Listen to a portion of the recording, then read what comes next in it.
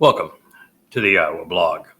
We're just a couple of days from celebrating the 6th of 7 Moed Miqraey of Yahowah.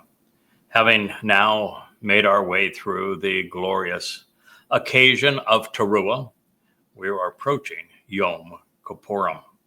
And if you notice, I spoke of it in the plural, not as Yom Kippur. And the reason I did so is because I like to be consistent with Yahweh's terminology. That is also why I didn't speak of the previous chag or celebration as Rosh Hashanah, because God only says negative things about Babylon, and Rosh Hashanah is the Babylonian New Year. I guess it's to celebrate the Babylonian Talmud.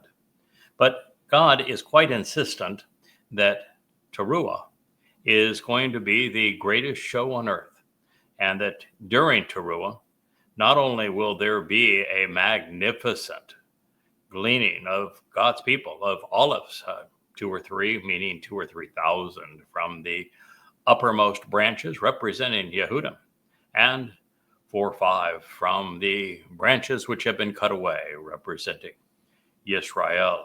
But that's just the beginning of things, because on that evening, during that evening, there will be the 4 chariots, the ones that are mistaken in Revelation as being the chariots of the apocalypse. There are no such thing.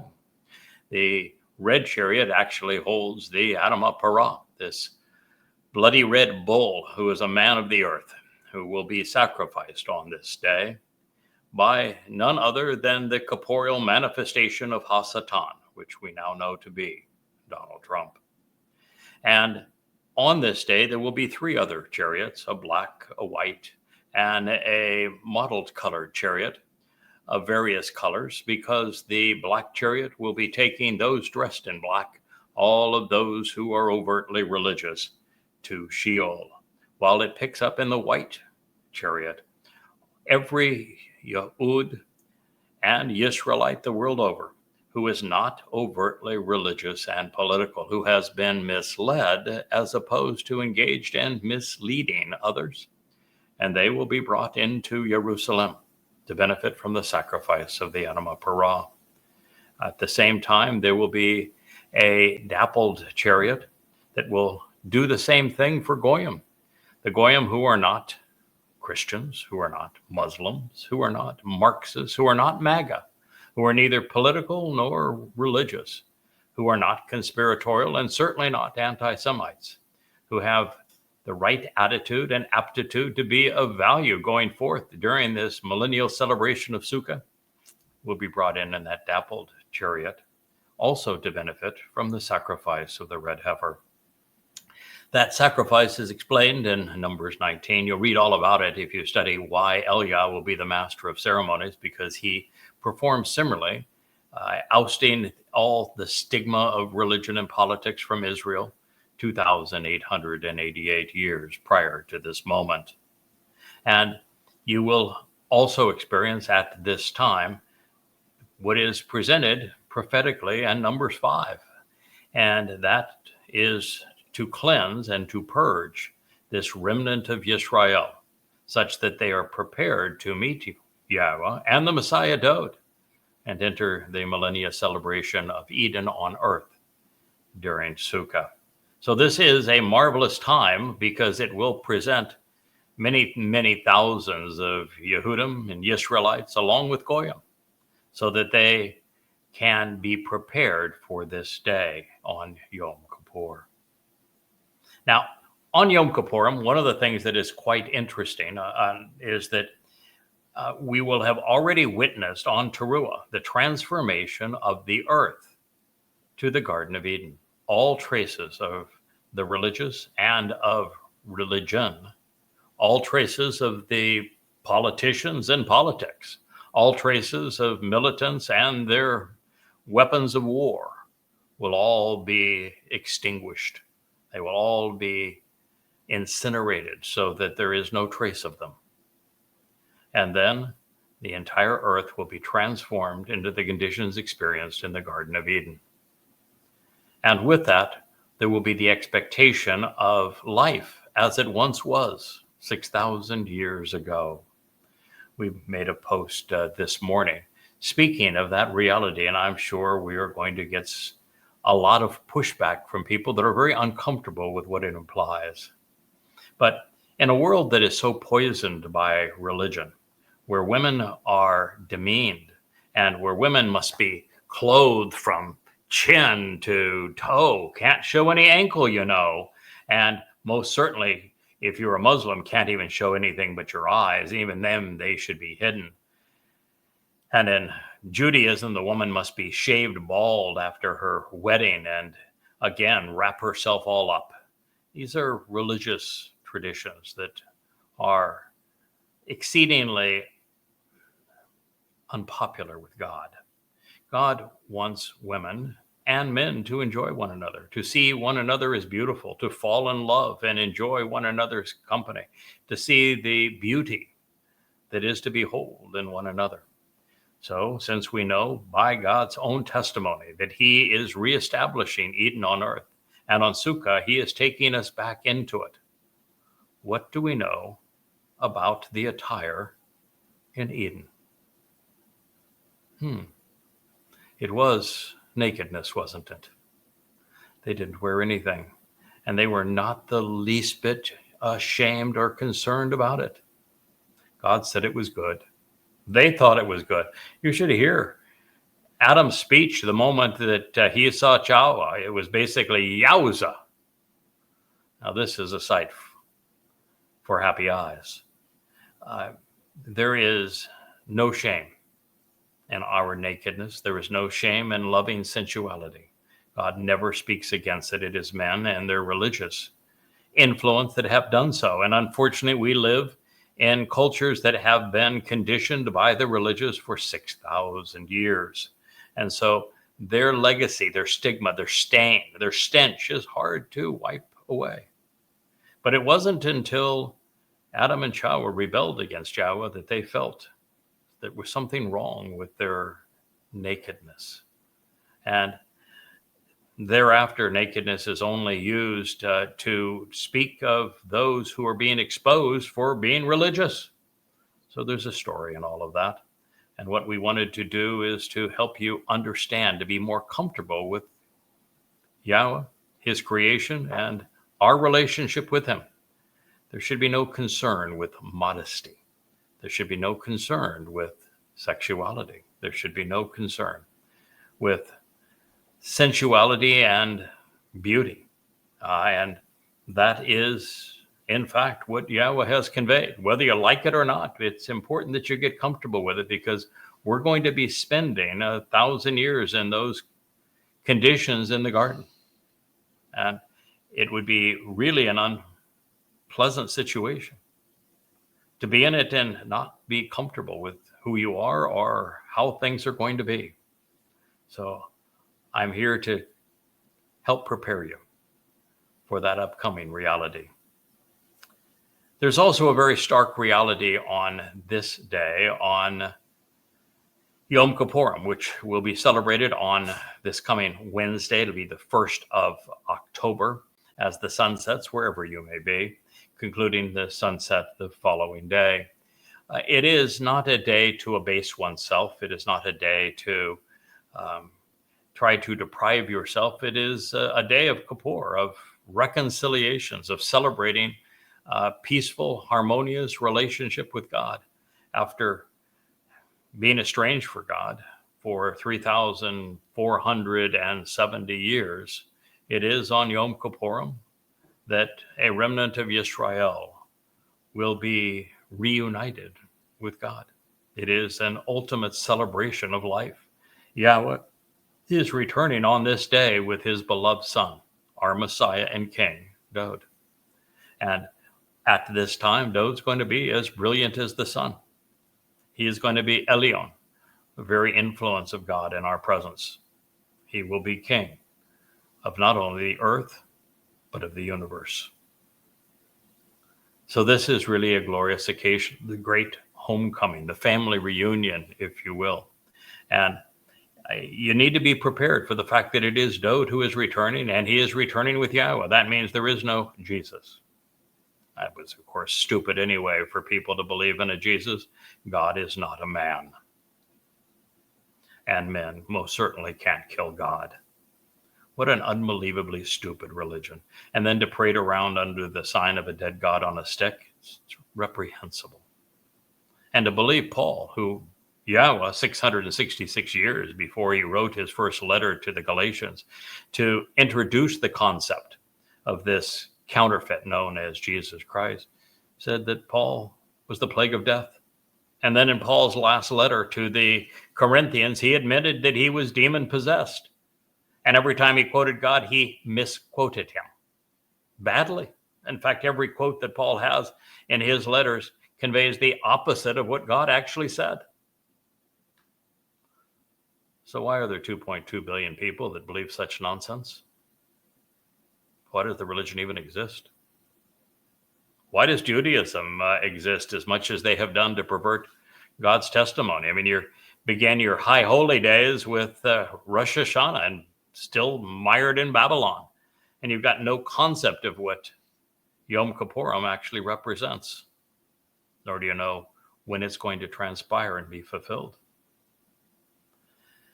This will be an exceedingly celebratory day because the time of Jacob's troubles is fastly approaching. It is going to begin on the 22nd of May, 2026, which is a Shavuot, and it's going to continue for 7 years thereafter until Taruwah, the 24th of September, 2033. And so the end of the time of Jacob's troubles is also going to be observed on that great day, meaning there'll be 10 days to prepare. Now that there's no longer any war, now that there's no longer any religion or politics or conspiracy or militarism anywhere in the world, and now that God's people are purged and perfected, guiltless, so that they can receive Father and Son, we're going to witness something exceedingly special on this day. Not only will this remnant of Israel weep for the firstborn son of Yahweh, as they would weep for the greatest love that anyone ever had, the very one that they pierced. We're going to find that Dowd is going to fulfill the Torah's mandate on this day, which is that it is the day that a man enters the most set apart place in the tabernacle. And so there will be a new tabernacle, likely created out of light. If not, it will be the continuation for a moment of the restored tent of the restoring witness that will be on Mount Moriah, servicing the two witnesses during that time. Or it will be replaced on this day or during the 10 days in between with the new and final home for Yahweh's name called a temple. But I think it's Dowd that rebuilds it according to Yahweh's testimony, so it will probably occur after this. But we are going to have a anointing of the Kippur, of the mercy seat, which would normally require entering the most set apart place of the sanctuary to do this. And it will be Dowd David who will be adorned as the high priest, who will accomplish this upon his return. And he will sprinkle 7 drops of blood from the bull. That's why there is an Atonement Parah. And from the goat, which is why Elia is there, because he is symbolic of that goat. And it will then allow the ultimate reconciliation between God and his family. So this is an extraordinary time, and it serves as the gateway for our return to Eden, to camp out with Yahweh for 1,000 years, beginning on Sukkah, which will be then in that year, the 7th of October, 2033.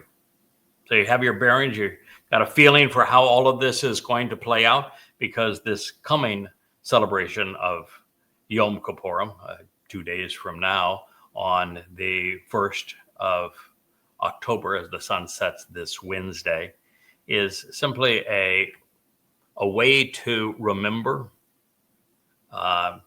to celebrate, to observe, to capitalize upon what's going to happen 8 years from now.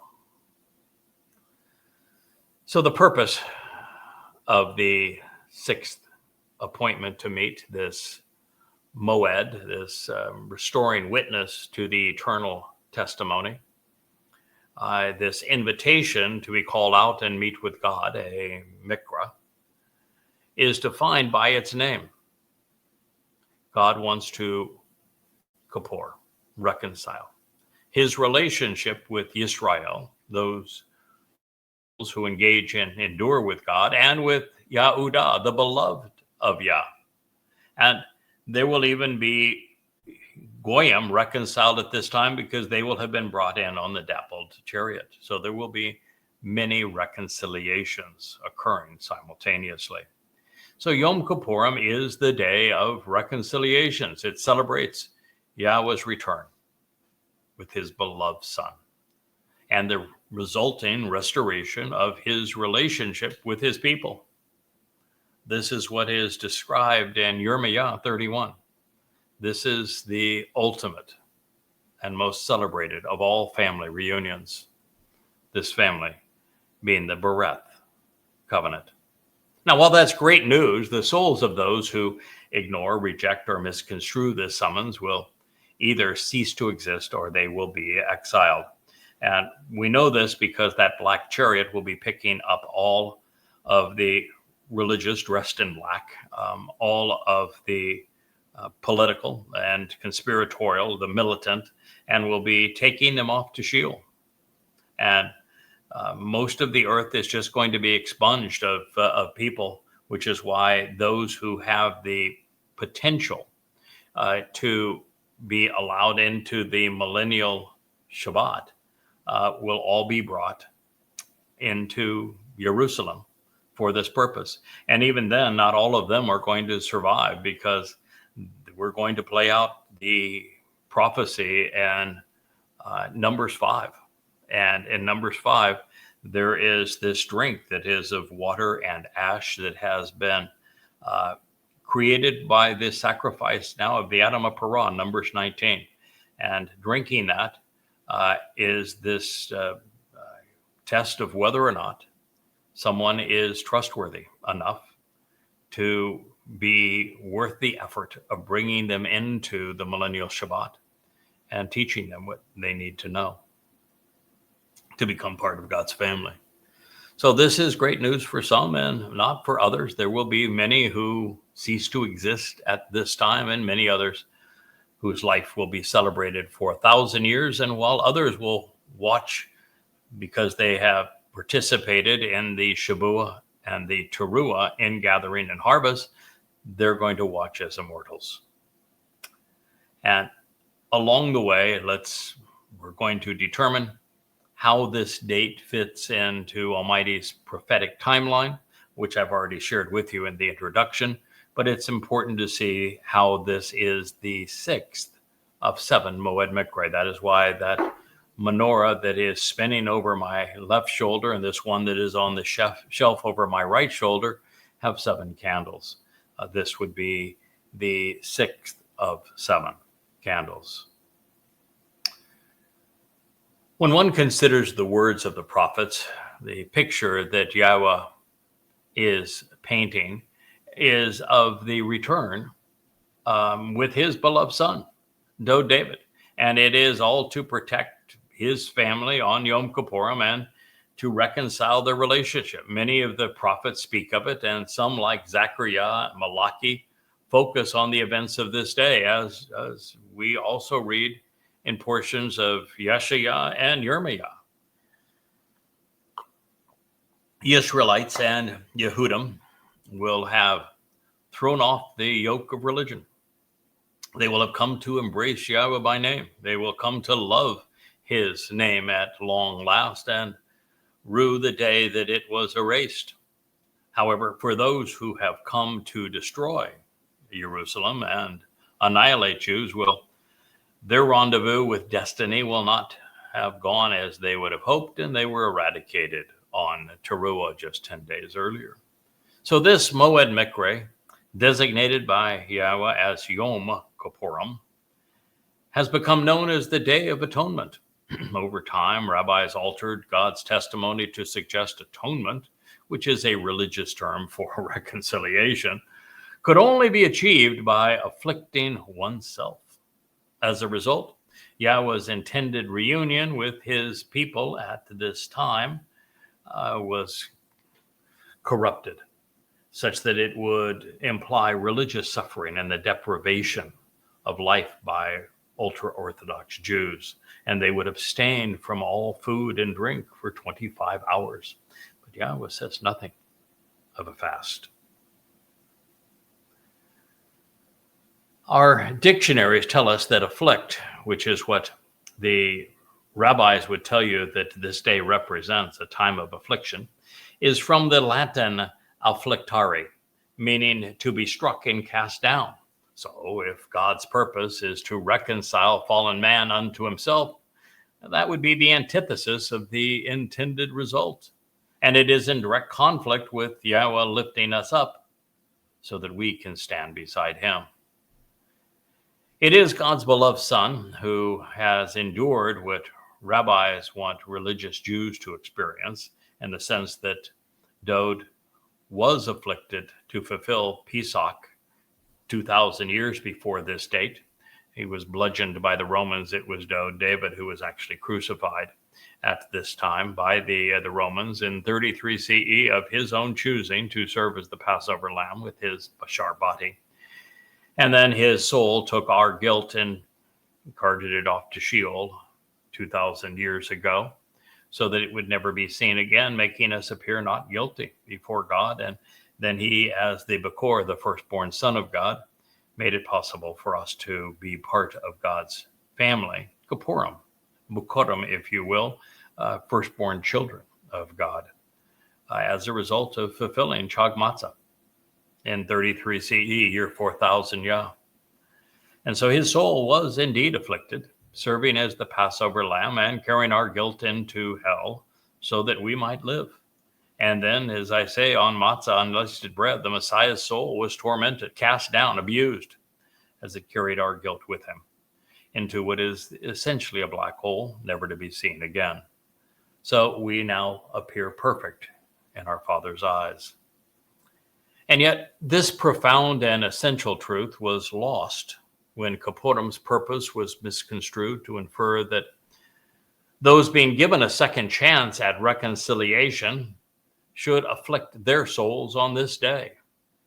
And I'm certain that clerics and translators alike are wrong with regard to man depriving and humbling himself during the 6th Moed Miqraey. But as we delve deeper into this day, I'll share the evidence with you, such that you can decide how you think we should celebrate God restoring his covenant with his people.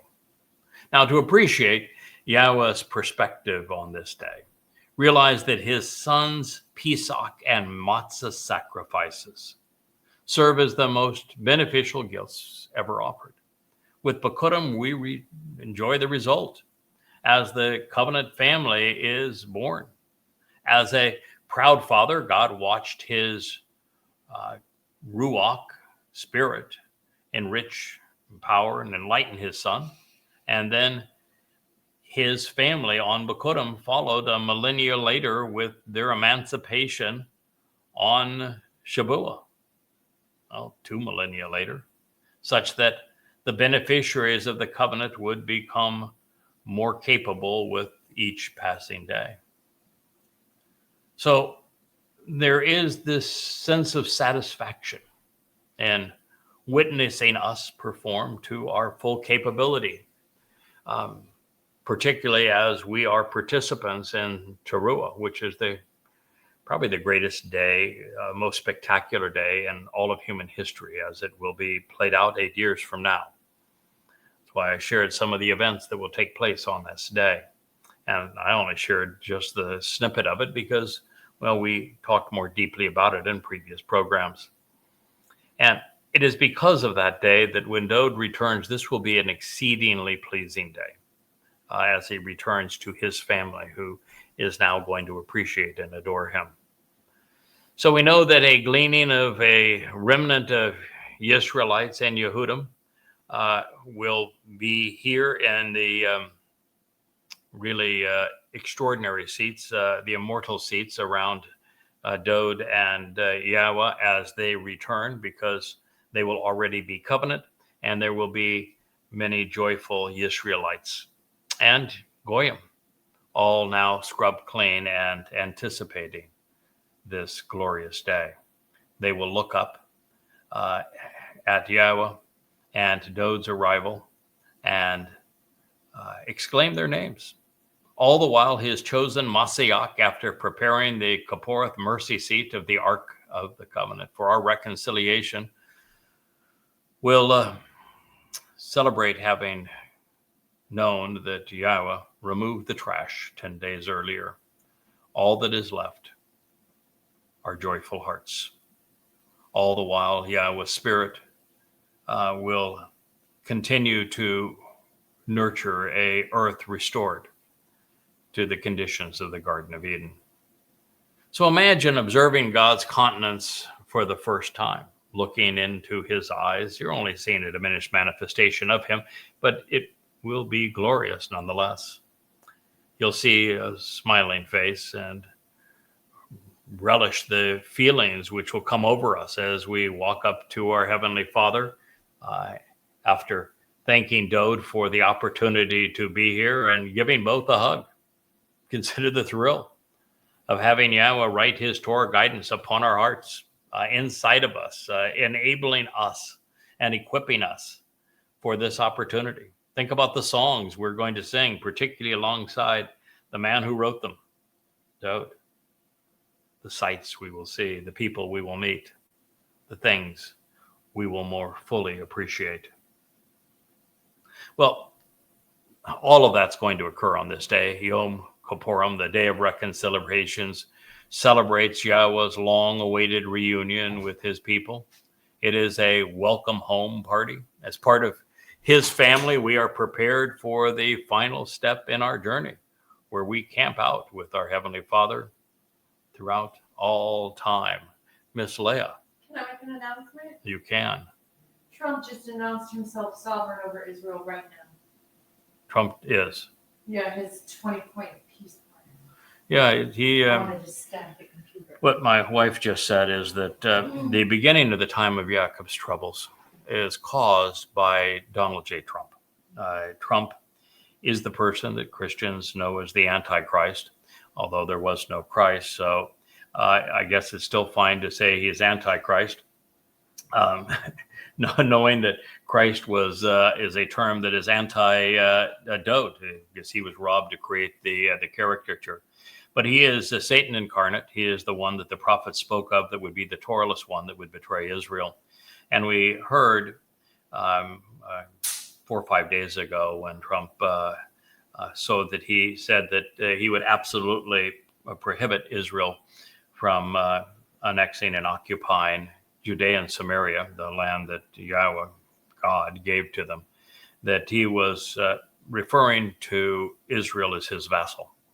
And unfortunately, Israel put themselves in this position, but it is a day where Netanyahu now is meeting with Donald Trump, who is imposing his plan, and Donald Trump's plan will cause Israel to give up its very heart, offering its heart up to the Islamic terrorists that want to destroy it. We've told that emphatically by the prophets. We're told even when it would happen. We're told who would make it happen.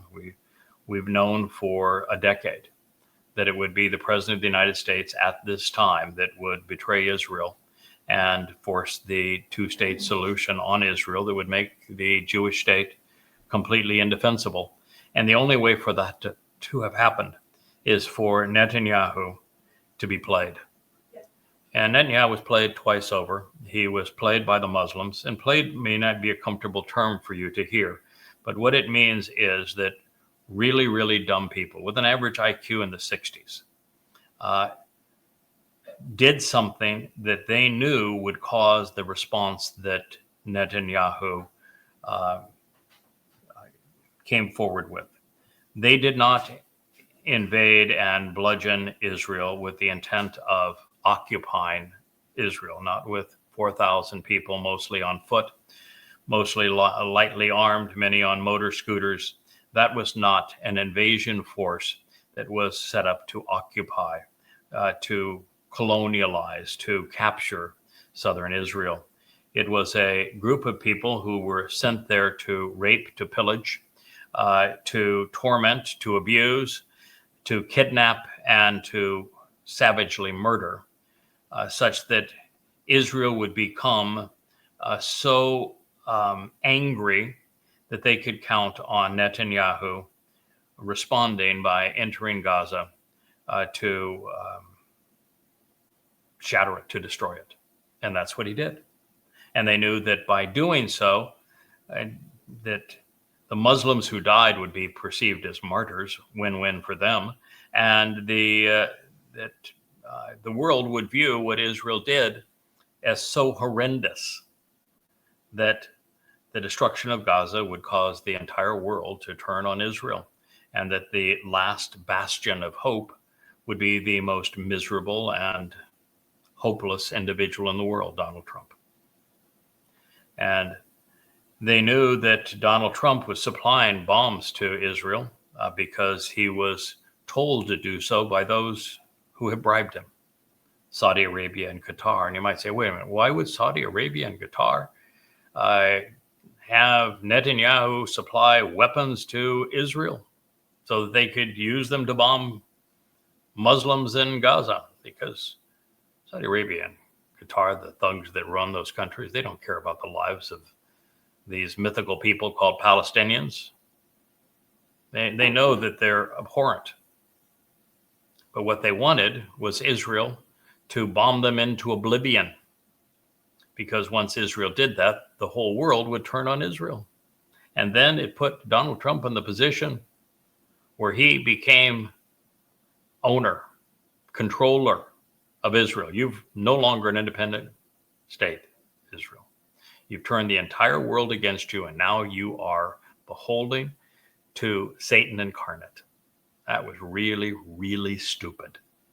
And he is going to betray you. He is the Neville Chamberlain who is going to offer your heart up to these Muslims, just as Neville Chamberlain offered the high ground of Czechoslovakia, which was not his to give, to appease the Nazis, to achieve peace in our time. And it led to a war where 55 million people were killed. Donald Trump is that Neville Chamberlain. Israel is his Czechoslovakia. Muslims are his Nazis. MBS is his Hitler. But this time, that war, of which the next invasion will involve 1,000 times the number of jihadists that you witnessed an Al-Aqsa flood on October 7th of 23.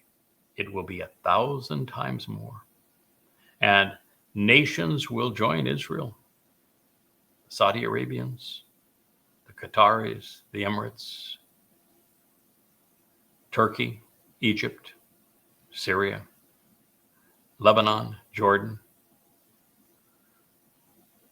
Iraq, Iran, Yemen. Israel's going to be devastated. But this war is going to be an interesting affair, because the United States at this point is not going to side with Israel. It's going to side with Saudi Arabia and Qatar. And it'll be particularly devastating because China and Russia are now exceedingly opposed to Israel, because Netanyahu's ill-fated bombing of Iran. And so there really is no hope for Israel until Yahweh returns. That's why Taruwah is so essential, because Yahweh stops the carnage of the time of trouble at that point. But what we're sharing with you now, I have known for over a decade. I have stated it as openly as I possibly could, that an Islamic state would be carved out of the heart of Israel. It would happen at this time, and that the United States would be the final betrayal of Israel. And it is happening exactly as I foretold. And then on November 4th, right after the election, I announced that Donald Trump was the Neville Chamberlain, and shortly thereafter, that he was the demon-possessed monster that would betray Israel and that would destroy the world. And ladies and gentlemen, that is exactly what we're witnessing. Now, it all ends on Taruwah, and we have a great celebration on Kipurym. But imagine having come out of that time, coming out of a world with all manner of natural disasters, likely comet impacts, volcanoes erupting, great tsunamis, terrible storms, and of course war, world war. Russia against the United States and Europe, China against the US. The world will be engulfed in atomic war, and Israel will be inundated by millions of jihadists and nations all around. But it all comes to an end. And not only does Yahweh stop it, he goes so much further than that. He restores the earth to the conditions of Eden. Now, if you've been misled and you think there's going to be a Gog from Magog and an Armageddon and a Valley of Dry Bones and all of that sort of thing, you can cast that all aside. The book of Ezekiel is not prophetic. It speaks of Satan's agenda, and the copper con, who is measure man of that book, is none other than Donald Trump. So that you can be assured will not happen. But it's going to be more than just the end of the last war. This transformation to the conditions of Eden are going to be extraordinary. So, we hope you're there. I hope you're prepared for what is going to occur, for what is being offered, that you will do as I've struggled to do over the last 24 years since I met Yahweh. And I met Yahweh, I was already non-religious. I had rejected Christianity. I had rejected politics.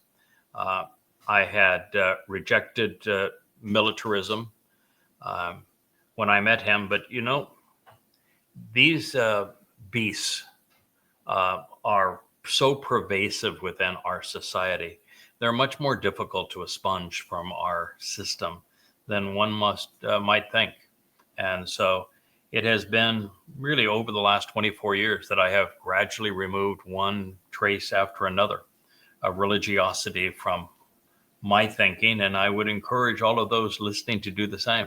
It's one of the reasons why I was so strong against the notion that God wants us to be meek or timid or modest or any of these kinds of things, that when you read that, it is a mistranslation of the word that God spoke, and that he values those who were bold enough to completely distance themselves from the corruption of humankind.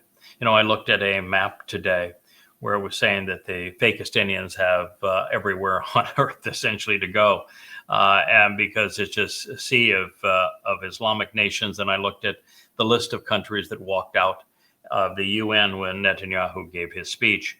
And the realization when you look at those names and you look at those places is that there isn't much of the earth that can be salvaged. I mean, once the people are no longer there and the institutions are no longer there, yeah, the real estate can be made beautiful again, but there really is nothing on earth that is worth salvaging. That's why the covenant is going to be 1 in a million. And it really is only those bold enough to go against societal customs and to embrace what Yahweh is offering and to be comfortable with it, to be bold, to be aggressive, to be uncompromising, to stand up, to shirk all vestiges of religion, that are going to be comfortable with what happens going forward. So from this perspective, imagine how out of place someone would be if in the midst of all of this they said, oh, maybe we should whip ourselves on this day. Let's deny ourselves. Let's afflict ourselves. Let's bow down and be religious. As ridiculous as that would be, Why do you think so many people believe that this is how God wants us to act on Yom Kippurim, the day of reconciliations? Now, various dictionaries use humbled, overthrown, troubled, injured, tormented, and tortured to define afflict. Of those, humbled and troubled are about the only possibilities that are not somewhat sadistic. And yet humbled is described as not assertive, which is the antithesis of Yahweh's instructions regarding the terms and conditions of his covenant and how he describes Dowd, his beloved, the exemplar, as a man who is a Gabor. He is calling us to answer a summons. After all, he is causing us to walk away from societal influences. That takes courage, backbone, character. Further, humbled means low, which is the opposite result that God is offering. Humbled means to become insignificant, which is the byproduct of not heeding his call. And humbled speaks of submission, which is surrender, terms that Yahweh routinely denounces. God's looking for people with strength of character.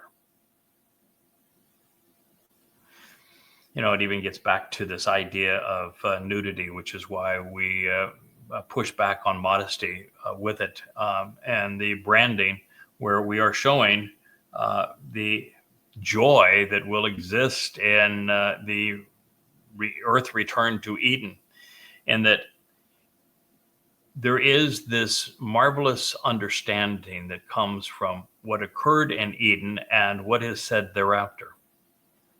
When you can be as Adam and Chawah, naked, and be comfortable around Yahweh, it's because you got nothing to hide. It's because you know that he can see you, he can be with you, he can experience you, he can work with you and see the beauty in you, the joy in you, the competency in you, the reliability in you. And if you need to be wrapped up and all covered up, it really says that you don't want God to see you, that you're uncomfortable in his presence. I mean, yeah, this is all symbolic, but it's symbolic of something extraordinarily profound. You need to be able to be symbolically naked before God and know that what he sees in you is worthy and good, useful, right, productive, reliable, purged of religiosity. Something to think about. So moving from afflict to affliction doesn't help us any. It is defined as the cause of persistent pain and distress, as great suffering. And that may be the devil's means to a grand reunion when those who have followed him politically and religiously end up in Sheol, hell, but it's certainly not God's idea of a good time. It is the depiction that Allah has of how he's going to treat everyone when they finally meet him. To understand the actual purpose of this day and to better demonstrate the means that God intends for us, let's look to the book of Korah, called out. Missing the point, the religious named the book Leviticus in the 14th century. But the book's name is Korah, and Korah means to be invited, to be called out, and to meet, in this case, with God. So immediately after concluding his thoughts on Taruwah, we find, then Yahweh, it's a transliteration of the name of our Eloah, God, as directed by his Torah teaching and his Haya existence, declared the word, Debar, to Moshe, a name which means one who draws out. Draws out of what?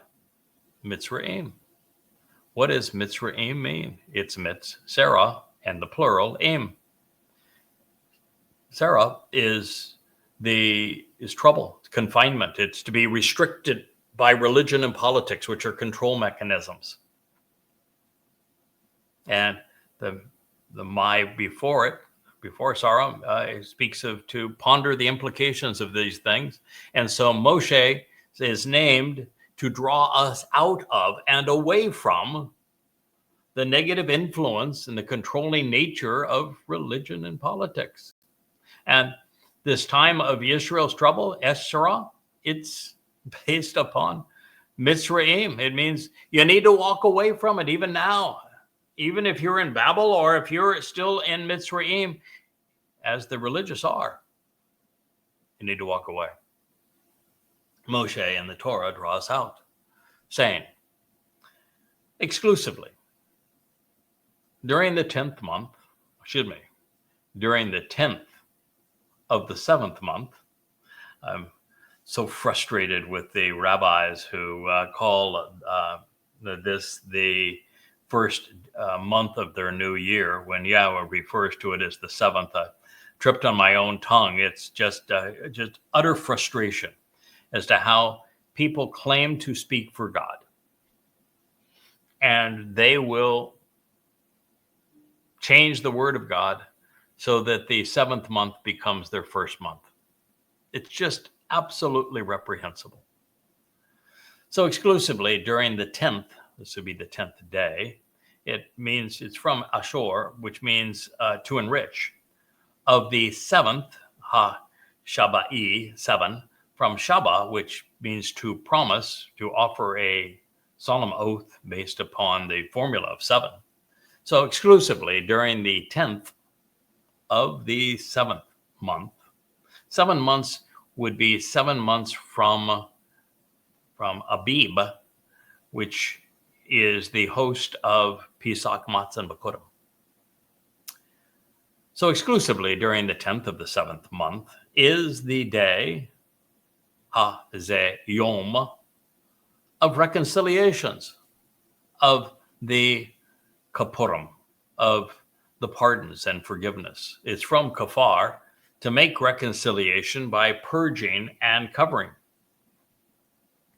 This exists as, this was, is, and will always be, called imperfect, true over time, a set apart and special. Qodesh, if something is Qodesh, it means that it is set apart from the profane and common things of the world.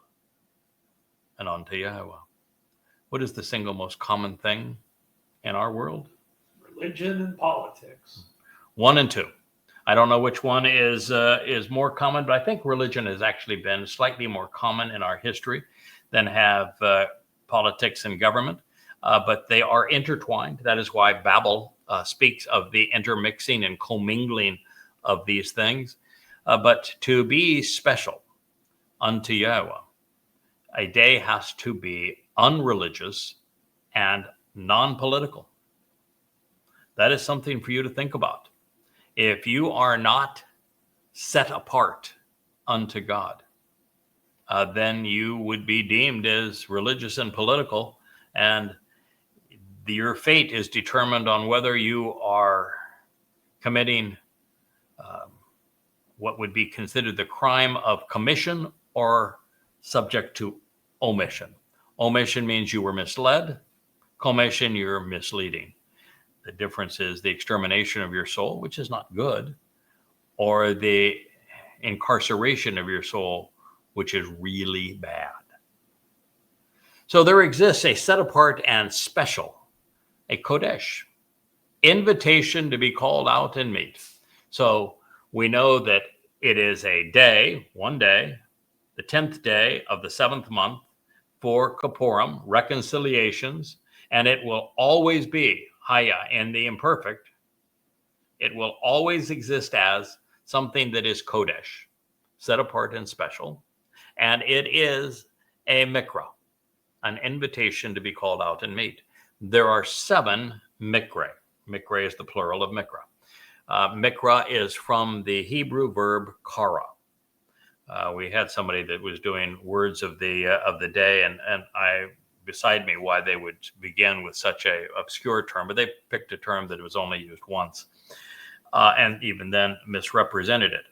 When there are so many marvelous Hebrew words that are used many, many times and that have exceedingly important, well-defined purposes. And Miqraey is one of them.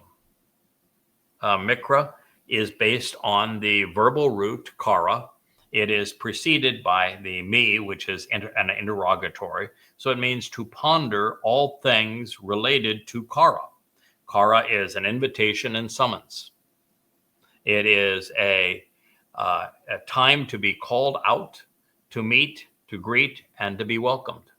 It is an occasion to read and recite.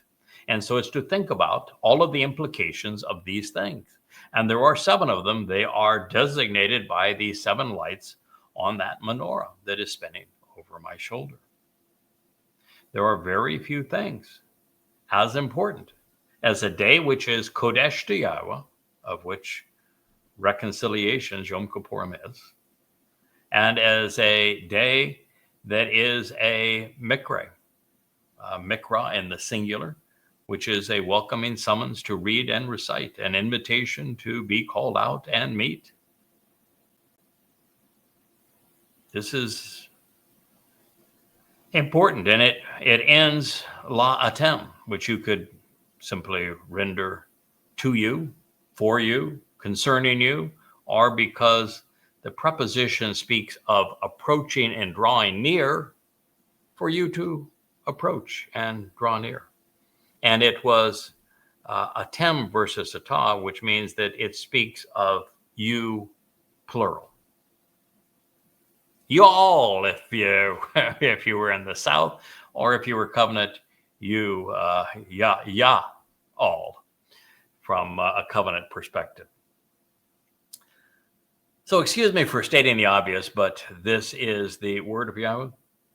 He's the one speaking here. He's using Moshe as his mouth. And he just so happens to be God. Fairly important position. Well, at least if you want to enjoy this life, be productive in this life, and live beyond it. He is the creator of the universe. He is the author of life. He is the one who gave us the Torah and the prophets. He is the one who spoke these words. Therefore, anyone who would discount, misconstrue, or replace this testimony with religious jargon is not just circumventing God's intent, they are misleading those who believe them. And that would include every author of the Christian New Testament, as well as the authors, the rabbis of the Babylonian Talmud. We do not very often see a declaration announced with Ak. It is really quite rare in the Torah. It means exclusively, only, without exception.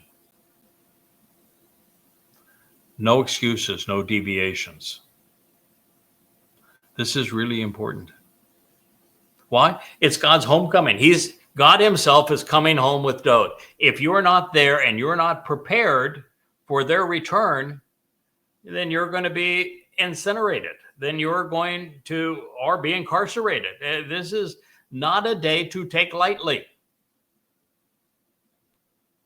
Therefore, there is something extraordinarily unique about Kipurym, something which will occur this one and only time on this one and only day.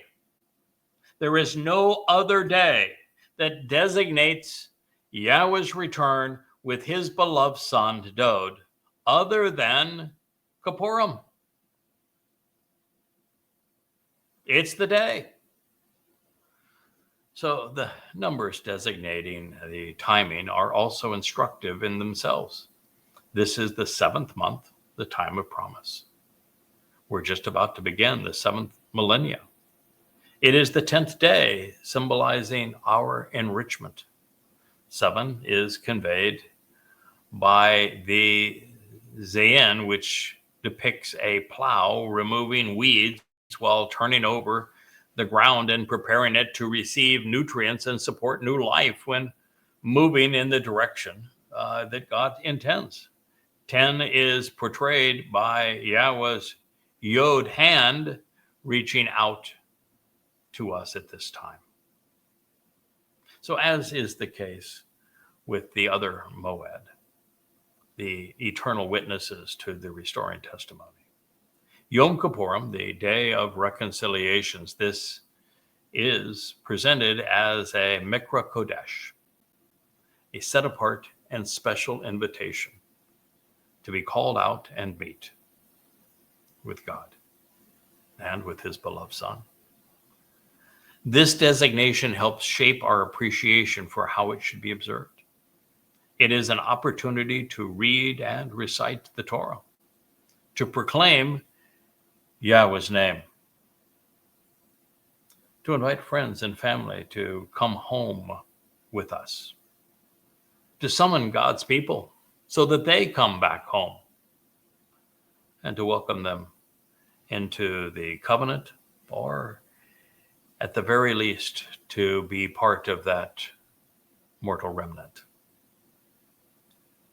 Kippur is used 8 times, always in the plural form as Kippurim. It is based upon the verbal root kafar, which I have to laugh at because while the word means to make reconciliation by purging and covering, and this indicates that by purging us of the residue of religious corruption, we are cleansed of its stain and stigma. I have to laugh for 2 reasons. One is that when you read the story of the sacrifice of the Adam of Paran, Numbers 19, and you read the story of the beneficiary, which is the religious nature of Israel, in Numbers 5. And you take those prophetic stories into account and you hear what Yeshaya and the Torah have to say about the bull and the role the bull plays on Taruwah to purge the religiosity out of this final remnant. That how rabbis and everyone else, Christians and the like, just have no concept of what they call the red heifer is all about, and what is going to occur on this day to purge people of their religiosity so that they can be seen in Yahweh's presence. But the other reason I laugh is that long ago I came to realize that the Quran, which I have written 5 books to expose and condemn, this would be volume 5, no, this is volume 3 of those 5 volumes, 825 pages apiece. What I came to realize many years ago is that the Quran is actually written in Hebrew, and that Arabic is nothing but a bastardized version of Hebrew. And the letters are all the same. The pronunciation of those letters is the same, and the vocabulary is very, very similar. For example, Quran is this root that I've been talking about of Miqraey, kara. Kara means to read and recite, which is how it was picked up for the Quran. And of course, the Quran is largely comprised of Talmud stories that the rabbis sold to Muhammad. And so it has lots of Hebrew stories in it, and Hebrew, therefore, pronunciation of terms. But when you find Allah, who is modeled after Satan, and he is constantly condemning the kafar to die. And kafar is typically rendered as infidels, but it doesn't mean infidels. In fact, when you read the Quran from an interlinear and you examine the vocabulary underlying it, you'll find that even in Arabic, the kafar means to purge, to be covered, and it speaks of the reconciled. And so when Satan is all up in arms and he wants his Muslims to go off and hunt down and kill the kafar, what he's really saying is that those who have benefited from this purification of our souls that Yahweh is offering are the enemies of Satan.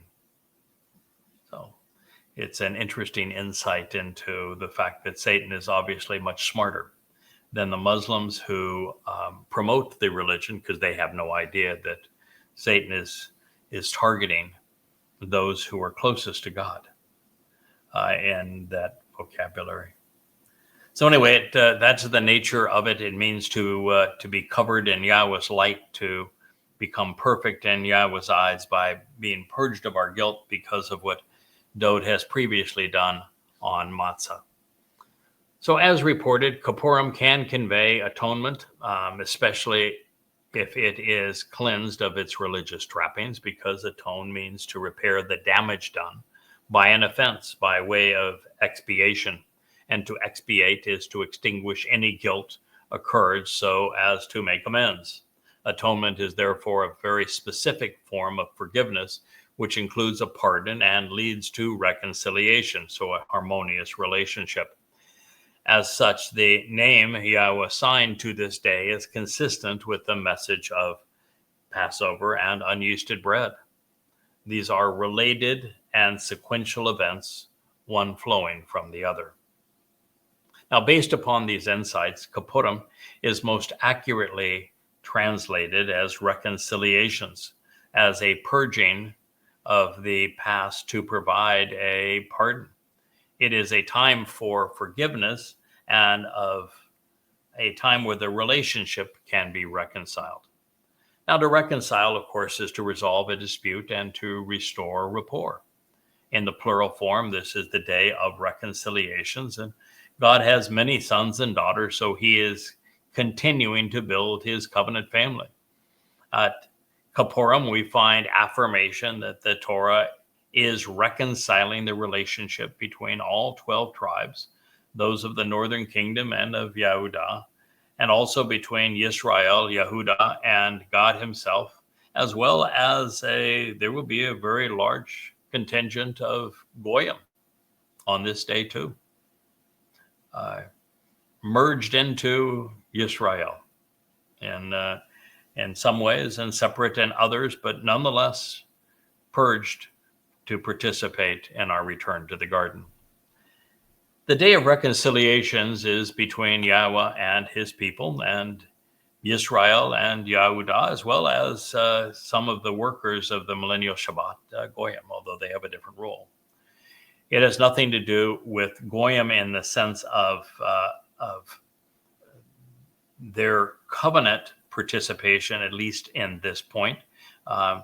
The Goyim on this day will be brought in to be the workers during the millennial Shabbat. That'd be the greatest job ever and the best working conditions ever, and vastly superior to the alternative. So don't feel sorry for them. They're going to be celebrating the fact that they were chosen for this opportunity. But that's their role here. And I think they'll be celebrating too. So there are many, many different beneficiaries and prophetic implications to this day. And we will consider ourselves fortunate to be allowed to witness the reunion that will have taken place because we were adopted into this same family. There is another, albeit related aspect of Kipurym. Kipureth, like Kipurym, is based on kafar, and it is used to describe the cover of the Ark of the Covenant, which comprises the mercy seat, which is also Dowd's throne. It would serve as the place of reconciliation when the high priest sprinkled the Kipureth of the Aaron Iduth of the Ark of the Enduring Witness 7 times with the blood of the sacrifice during the Day of Reconciliations. For context, here is one of the 27 times that the Kipureth is mentioned. It reads, when Moshe went into the tent of the eternal witness to the restoring appointments, the Moed, to speak with Yahweh, he heard a voice speaking to him from above the Kipureth, the mercy seat, the place of reconciliation, the cover or lid of the Ark of the Covenant, representing purging the past to cleanse the soul, from kafar to purge, cleanse, remove, and cover in the process of reconciling a relationship, which was beneficially associated with the Ark of the Enduring and Restoring Testimony, Ha-Iduth, and for the purpose of making the connections to understand. The two, Karbuim, these are the winged malach, if you will, but a very high status of a malach, cherubim, speaking with him. So you've got these cherubim who are representative of protection. They were on the walls of Eden. They are on the walls of the most set apart part of the tent of the witness and also of the temple. And they are on the sides of the Ark of the Covenant. If, this would be the Ark of the Covenant, the front of it is open, but you have one of the cherubim wings that would be on this right side, kind of like an armrest, if you will. And then the other wing going halfway across the back. And then would meet with the second one, doing the same thing across the back, sort of a backrest, if you will, to turn it into a comfortable seat. And then the armrest on this other side. That is how the cherubim are positioned on the Kippur, the mercy seat of the Ark of the Covenant. And they're mirrored on the back wall of the tabernacle as well, larger versions of them. And in this particular case, there were real ones that were speaking with Moshe. So what we're reading here is that the merciful cover, the Kipurym and Kippur, are symbolic of, if you will, maybe even a garment of light provided by the Ruach of Yahweh, adorning us when we become covenant. Although that may or may not occur in that way, because what I had previously perceived is that God would have to have a way to purge us of our guilt. But he really doesn't, because he came up with a far better plan. Its removal. Our guilt was taken into Sheol on Matzah by Dowd and forever put out of sight, such that it never could be seen again. That's one of the reasons that we can appear before God naked, symbolically, if you will, and be very comfortable in his presence. It's why the children of Israel were so uncomfortable, even after 3 days of getting their clothes all cleaned and prepared and getting themselves all scrubbed up to meet with Yahweh at the base of Mount Horeb during the beginning of the Exodus. And yet they told God to go away. They didn't want to hear from him or see him again, lest they were going to die, because they didn't feel comfortable in his presence, even all scrubbed up and clothed to the T. They didn't like God looking and seeing them as they were. So this really is a mindset and an attitude where you get so comfortable with God, you don't rely on any kind of separation or covering. So I would just say that God has provided a way to make us perfect in his eyes, and to make sure that we wouldn't miss this metaphor in Bereshith 6:14, he called the ark being covered in called the ark that was being covered to the other ark a bereth, a family home. So this is relevant because we will soon discover that Yom Kippurim provides the opportunity to bring Yahweh's family back home together. And at the conclusion of Korah, Leviticus 23:27, we also find confirmation that the Day of Reconciliations isn't for God. Nope. It is La Atem, for all of you to approach and draw near. God is calling a meeting. He has invited the participants, and he has defined the purpose.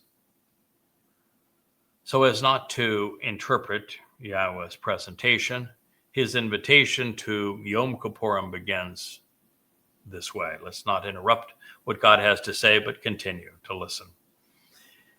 Then Yahweh declared the word to Moshe, one who draws out, saying, exclusively, during the 10th of the 7th month is the Day of Reconciliations. This exists as a set apart and special invitation to be called out and meet, for you all to approach.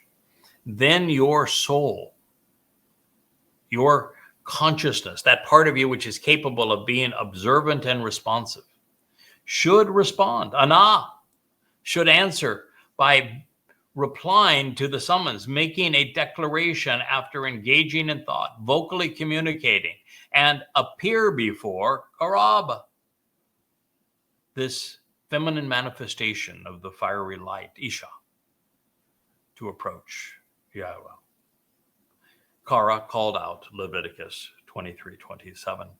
We're going to conclude our program on this passage, but I wanted to say several things about it. One is one of the most important verbs in Hebrew is anah. It actually fits that discussion we had previously about not being meek or modest, but instead being bold, willing to engage and stand up when it's necessary.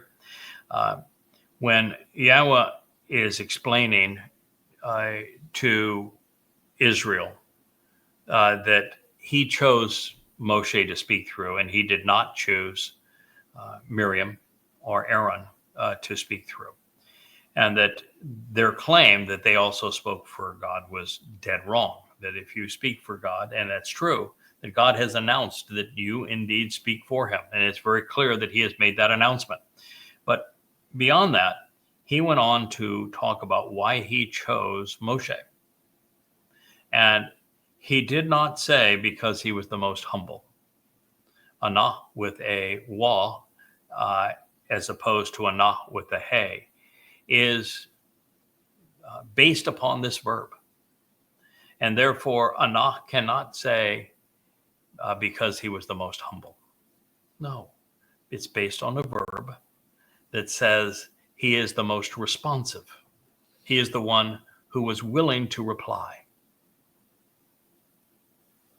He was the one who was willing to answer the call. And that is what God is asking of us. Is your soul ready to respond? Will you answer the call? God is offering you an invitation. Will you reply? And in this case, he's asking you to appear before the Isha. Isha is a word that can mean one of two things. It only has two meanings. Woman, female, if you will, or it means fire. Ish in Hebrew is fire. Fire comes in a masculine and feminine form. Whether or not there is a distinction between the two, we aren't told. But fire is like many things in Hebrew that is presented in a masculine and feminine form. Isha would be the feminine word for fire. And sometimes things are used because God wants to associate them with something else. And so by using the feminine form of fire, he's able to make a connection with two different things, one of which in this case was specified and another which was not. And let me explain. This says, then your Nepesh, your soul.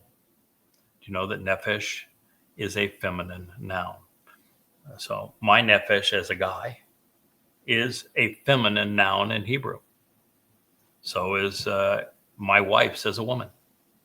The term doesn't make me a girl any more than it makes her superwoman. It's just that it's a feminine term.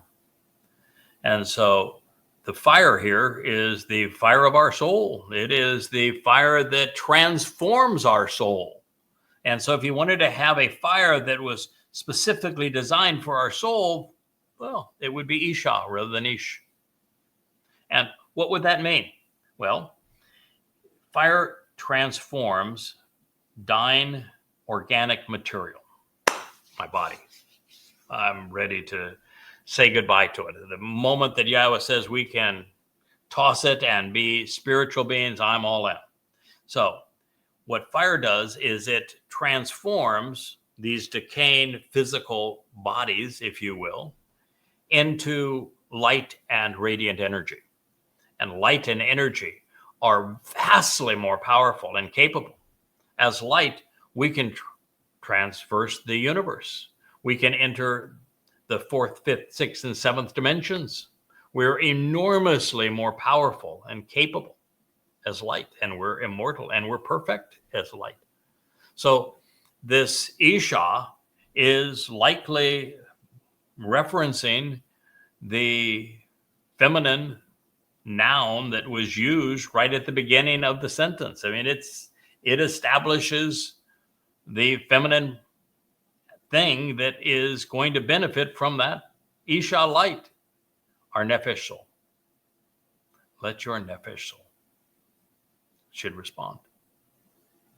It should appear before this transformative fiery light to approach Yahweh. So we learned something, didn't we? First time, I've been through this material. Oh boy, I bet I've been through it 20 times, 30 times. And I've always wondered, why did God choose to use the feminine versus the masculine word for fire here? And I understand fiery light and the transformative effect on Kipurym and all these other Moed Miqraey, where Yahweh asks us to do exactly the same thing, to come into the present, to come close, to draw near, which is what Karab means, coming close into the proximity of. But I always assumed that it had to do with the fact that the Ruach of Yahweh is also a feminine noun, and maybe it was the Ruach who was participating in this event in this way, and maybe God is deploying the Ruach, but guess what's not mentioned? Ruach. But what is mentioned? Our Nepesh.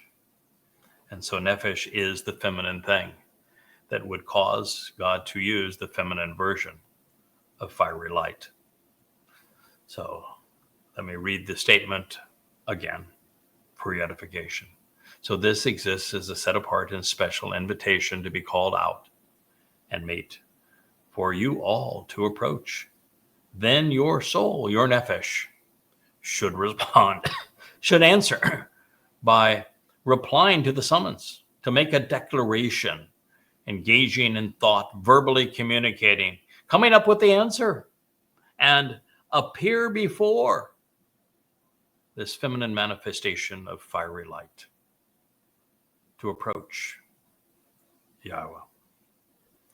Kara called out Leviticus 23:17. Be a lovely place for us to pick up again. We have a number of programs between now and the time that we'll be celebrating Yom Kippurim, and then a number of days between then and the time that we'll celebrate Sukkah. And of course, we will dedicate programs to each of these because, well, I don't think anyone heretofore has understood them. And I think you just heard a teaching regarding Isha and our Nepesh that has been heretofore never perceived previously. That is very meaningful as to the vocabulary that Yahweh chose to communicate this message to us, which is why it is such a tremendous joy to have this opportunity to listen and learn from him, to come to understand, to grow, and then to share. I thank you for being part of this program. May Yahweh bless you the rest of the day.